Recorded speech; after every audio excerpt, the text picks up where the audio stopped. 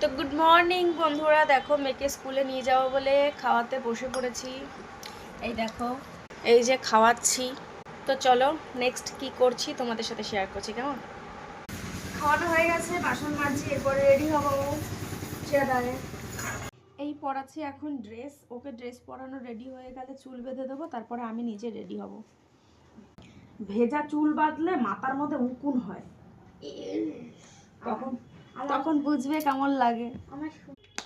এতবার করে বললাম চুলটা বাঁধতে হবে না, দেখেছিস তো কতক্ষণ ধরে চুলটা বাঁধলাম, কত দেরি হয়ে গেল। বুঝবি তখন দেরি হোক না, পেয়ার লাইন করতে পারবি না, তখন ভালো হবে। আবার টোটোর জন্য দাঁড়িয়ে থাকতে হবে।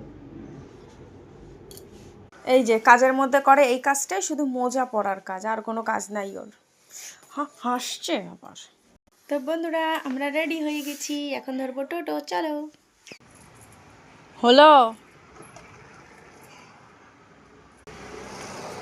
ও আসছে। কি গো দাঁড়িয়ে রয়েছে কেন? বললাম না টোটোর জন্য দাঁড়িয়ে থাকতে হবে, তাই দাঁড়িয়ে আছি। তো টোটোতে উঠি, তারপরে দেখাবো।